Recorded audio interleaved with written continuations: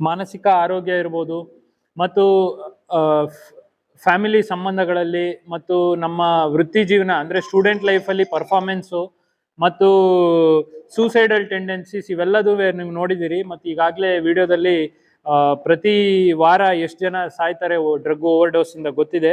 So ಹಾಗಾಗಿ ನಮ್ಮ ಸರ್ಕಾರದ ಕಡೆಯಿಂದ ಈ ಒಂದು ಬೇಡ ಬ್ರೋ ಕ್ಯಾಂಪೇನ್ ಅಂತ ಹೇಳಿ ವ್ಯಾಪಕವಾಗಿ ಎಲ್ಲ ಒಂದು ಎಜುಕೇಶನಲ್ ಇನ್ಸ್ಟಿಟ್ಯೂಷನ್ ಅಲ್ಲಿ ಮತ್ತು ಎಲ್ಲ ಪಬ್ಲಿಕ್ ಪ್ಲೇಸ್ ಅಲ್ಲಿ ಇದನ್ನ ಅವೇರ್ನೆಸ್ ಮೂಡಿಸ್ಬೇಕು ಅಂತ ಹೇಳಿ ಈಗಾಗಲೇ ರಾಜ್ಯ ಮಟ್ಟದಲ್ಲಿ ಲಾಂಚ್ ಆಗಿದೆ. ಈಗ ಇದನ್ನೇ ಸೇಮ್ ನಮ್ಮ ಸನ್ಮಾನ್ಯ ಗೃಹ ಮಂತ್ರಿಗಳ ನಿರ್ದೇಶನದ ಮೇರೆಗೆ ಜಿಲ್ಲಾ ಮಟ್ಟದಲ್ಲಿ ಮತ್ತು ತಾಲೂಕಾ ಮಟ್ಟದಲ್ಲಿ ಸಹ, ತಾಲೂಕಾ ಮಟ್ಟದಲ್ಲಿ ಕನ್ಸರ್ನ್ಡ್ ಯಾರು ಜನಪ್ರತಿನಿಧಿಗಳಿದ್ದಾರೆ ಅವ್ರನ್ನೂ ಏನದು ಭಾಗವಹಿಸಿ ಅವ್ರನ್ನ ಕರ್ಕೊಂಡು ಅವ್ರ ಜೊತೆಗೆ ಮಾಡಬೇಕು ಅಂತ ಹೇಳಿ ನಮಗೆ ನಿರ್ದೇಶನ ಕೊಟ್ಟಿದ್ದಾರೆ. ಸೊ ನಮ್ಮ ಜಿಲ್ಲೆಯಲ್ಲಿ 460 ಸಂಸ್ಥೆಗಳಿದಾವೆ, ಹೈಸ್ಕೂಲ್ ಅಂಡ್ ಅಬೌವ್ 306 ಹೈಸ್ಕೂಲ್ ಇದಾವೆ, ಒಂದು 85 PU ಕಾಲೇಜ್ಗಳಿದಾವೆ ಮತ್ತು 69 ಕಾಲೇಜ್ಗಳಿದಾವೆ. ಬೇರೆ ಬೇರೆ ಕಾಲೇಜ್ ಅಂದ್ರೆ ಡಿಗ್ರಿ, ಮೆಡಿಕಲ್ ಕಾಲೇಜ್ ಒಂದಿದೆ, ಒಂದು ಇಂಜಿನಿಯರಿಂಗ್ ಕಾಲೇಜ್ ಇದೆ, ಮತ್ತು ಈ ಪಾಲಿಟೆಕ್ನಿಕ್ ಕಾಲೇಜು, ನರ್ಸಿಂಗ್ ಕಾಲೇಜು, ಈ ರೀತಿ ಬೇರೆ ಬೇರೆ ಟೋಟಲ್ 69 ಹೀಗೆ ಟೋಟಲ್ 460 ಇನ್ಸ್ಟಿಟ್ಯೂಷನ್ಸ್ ಇದಾವೆ. ಅದರಲ್ಲಿ ನಾವು ಏನು ಸರ್ಕಾರದ ಕಡೆಯಿಂದ ಈ ಒಂದು ರೈಸ್ ಕ್ಯಾಂಪೇನ್ ಅಂತ ಶುರು ಮಾಡಿದ್ದಾರೆ, ರೆಫ್ಯೂಸ್, ಇನ್ಫಾರ್ಮ್, ಸಪೋರ್ಟ್ ಮತ್ತು ಎಂಪವರ್ ಅಂತ.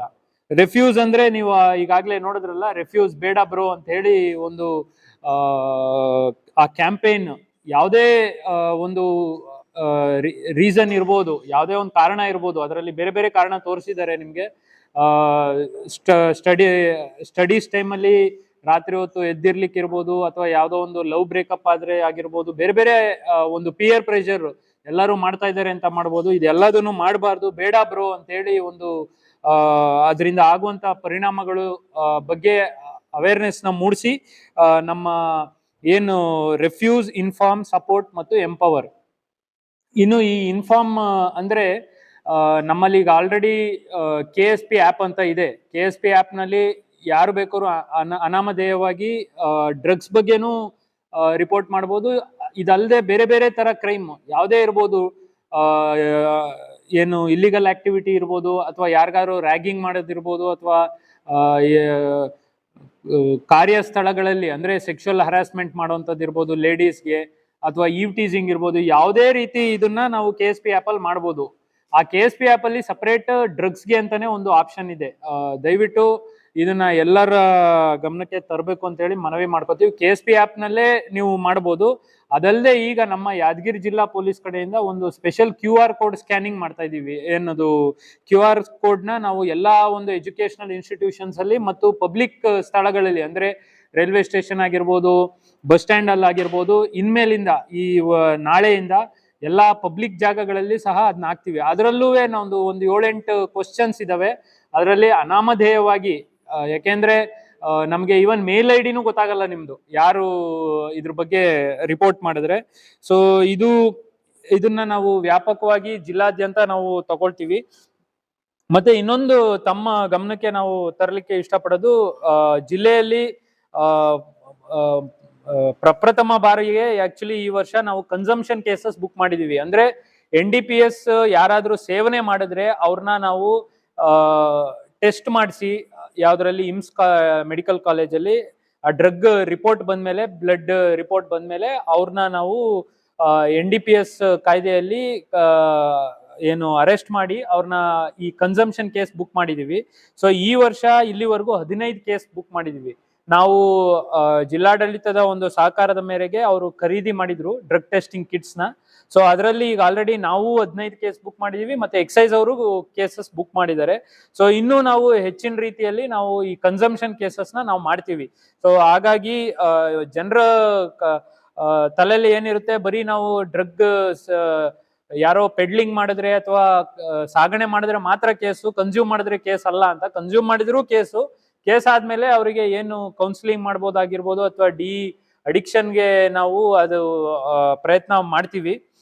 ಅದಲ್ಲದೆ ಈಗ ಈ ಒಂದು ರೈಸ್ ಕ್ಯಾಂಪೇನ್ ನಡಿ ಒಂದು ಫ್ಲಾಗ್ಶಿಪ್ ಕ್ಯಾಂಪಸ್ ನಲ್ಲಿ ನಾವು ದೊಡ್ಡ ಮಟ್ಟದಲ್ಲಿ ಒಂದು ಸಭೆ ಮಾಡ್ತೀವಿ. ಅದನ್ನ ನಾವು 20ನೇ ತಾರೀಕು ಇಮ್ಸ್ ಕಾಲೇಜ್ನಲ್ಲಿ ಮಾಡ್ತಾ ಇದೀವಿ. ಅವತ್ತು ನಾವು ಡ್ರಗ್ ಅಡಿಕ್ಷನ್ ಬಗ್ಗೆ ಒಂದು ರಿಸೋರ್ಸ್ ಪರ್ಸನ್ ಮತ್ತೆ ಅವರು ಕಾಲೇಜ್ ಸ್ಟೂಡೆಂಟ್ಸ್ ನ ನಾವು ಸಹಭಾಗಿತ್ವ ಮಾಡ್ಕೊಂಡು ಅವರು ಒಂದು ಸ್ಕಿಟ್ ಮಾಡ್ತಾ ಇದ್ದಾರೆ.